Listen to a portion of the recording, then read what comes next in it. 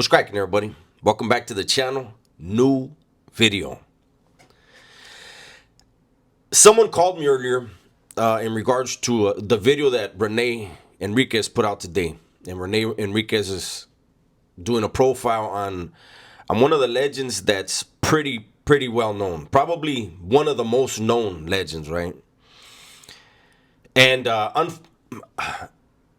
I know that there was one of the guys that doesn't like me. Bam Bam. Bam Bam said, I guess somewhere that the man that Rene Enriquez is doing a profile on today, that man gave me a yard and not true.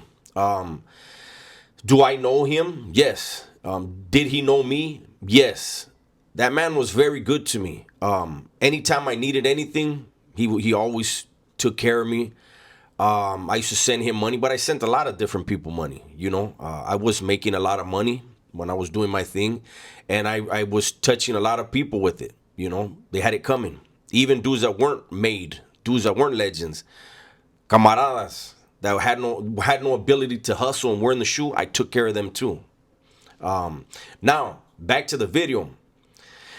In the video, Rene Enriquez talks about the Mesa system, right?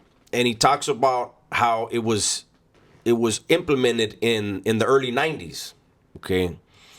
Now, he's not wrong in what he's saying. However, here's the thing that I want to touch on, right? So in the 90s, it was still a llavero system where one dude had the keys. Llavero basically means key holder, right? And in the 90s, it was a llavero system. And the good llaveros, they did have a mesa. However, the mesa was basically friends of his, the llaveros, who he would bounce ideas off of, or older homies that he would seek guidance from. However, every decision made didn't fall on the mesa. It fell on the llavero, right? And it was like that for a long time. And you had the bad llaveros, the tyrants, who they didn't have a mesa. They did whatever they wanted because they thought they were legends. They weren't. They were just like everyone else. They just had more responsibilities and more headaches, right? And something that I think a lot of people don't realize is this. When the legends were all slammed down in Pelican Bay for all those decades, right? You have to remember, those men had been in San Quentin, Old Folsom, Tracy, Soledad, all the old joints, right? And in them old joints, like San Quentin has like 100 dudes on a tier, I think. 1,000 dudes in a building, I think, right? Or no, 500. No, I think it is. I don't know, whatever it is. But there's 1,000 dudes on a whole yard in a 180 yard, right? San Quentin had a lot of blind spots. All those old joints had a lot of blind spots. That's the reason why 180 design prisons were made. And so when you had the legends in Pelican Bay coming up with new ideas and things that they wanted implemented, the thought, the idea in their mind, and what was actually implemented on the yards were at times two different things. As close as possible as the idea, but because of the setup and the way things had to be done, things would be tweaked, right? Now, I remember clearly, I was in a bit of a political battle with the llavero in New Folsom Sea Facility. I just got there. There were a lot of strange things going on, things that were unbecoming, things that were not right and not acceptable, right? And so when I got there, I was trying to explain to the dude, like, look, I don't need attention. I don't need a spotlight. I'm going to do my thing. I'm going to make some feria. I'm going to make some money, but this isn't a place to make money. The way you got things going here, this is not a stable environment, right? And so we were at odds with each other.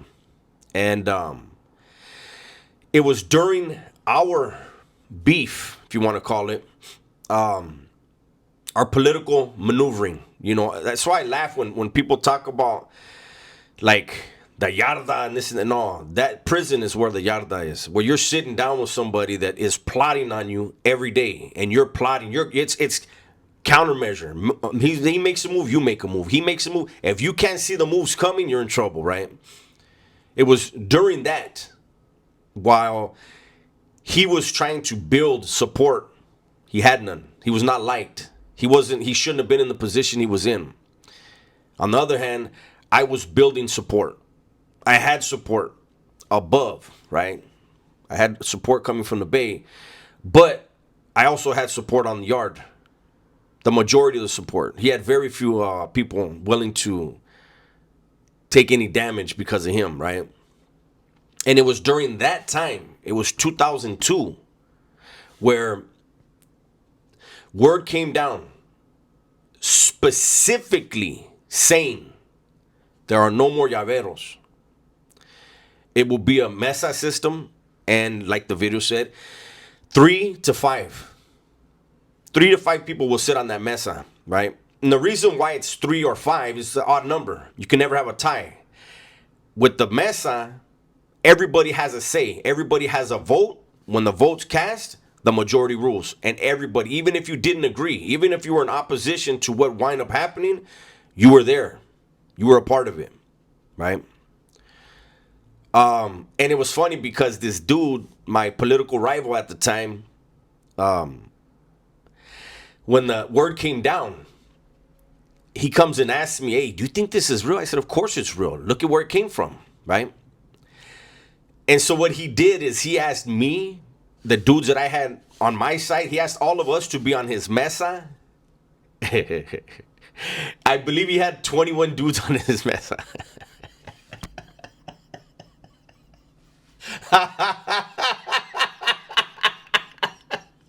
The dude he went to everybody on the yard that could get in touch with people and make things happen. He had all of them get on the Mesa. And of course, the majority of us said yeah, because we can keep them even closer, right?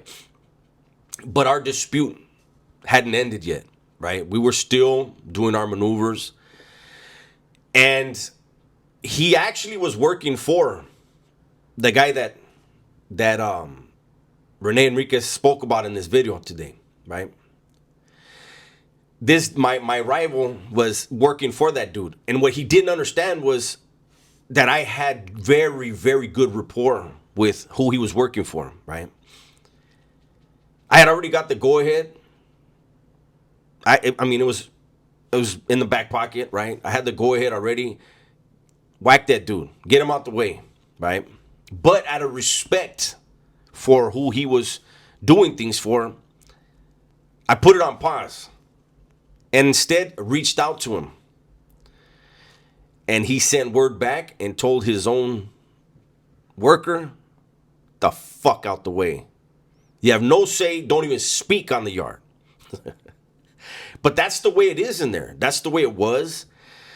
The Mesa system actually made things a whole lot better, a whole lot smoother. Because prior to that, as I said in the beginning of the video, you had dudes that really thought that because they were given the blessings to have the headache of running the yard, it made them somebody. Nah, you're the same dude you were before you got the letter. And you would have certain dudes, like there was one, I was never even in Calipatria with them. But we heard about him, a dude from Compton. I'm not going to say his name. And that dude had his own weight bench. Nobody could touch that bench but him. The fuck? Like we were hearing about it. I believe when we heard about it, I was in B Yard in New Folsom. And we were scratching like, how come nobody just downed this dude? You know what I mean? Like, who the fuck? Who does he think he is? He wound up getting hit later. Really, really, really, really bad call he made. He got hit, and I mean, he was never allowed to speak on anything after that. But anyways, I just wanted to talk on that real quick. As far as the Mesa system, They did have llaveros in the early '90s that had mesas. Like I said, the good llaveros, the bad ones, the tyrants. Those were the reasons why. Those guys were the reasons why it was like, you know what? Well, there was other reasons too. It helped with how far money could go. It helped other people make money. I'm not going to go any further than that. But when it was the llavero system, most of the money went to one place. So it was a more fair system. You had a lot of people, a lot of different opinions and views when it came time to make decisions that affected men, right? Their lives, their program, whatever. Now, don't get me wrong. I remember when we started the Mesa and C Yard, B Yard started theirs at the same time, and the original vato that got the original guy that got his letter to initiate a Mesa, he had the llaves. He was the llavero on that yard on B facility. What he did was he put a bunch of dudes around him that had basically, I don't want to say all of them, but the majority of them had no education yet. They were young, they were green. And so he had a Mesa in name, but he was basically dictating what was going to happen, which was, I mean, what's the point, right? So there were a couple times where that happened, but for the most part, it was actually a good thing for people in there.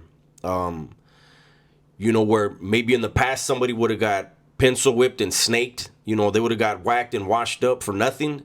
When you had the Mesa and you had 5 dudes discussing it, not all 5 dudes feel the same way about that person, and it made things a little bit smoother. But hey, dirty politics are always going to be around. I just wanted to put in my 2 cents on that topic. That's my video for today. Hopefully you guys enjoyed it. Everybody, please be safe, be smart, and tell the ones you love that you love them. I'm out of here.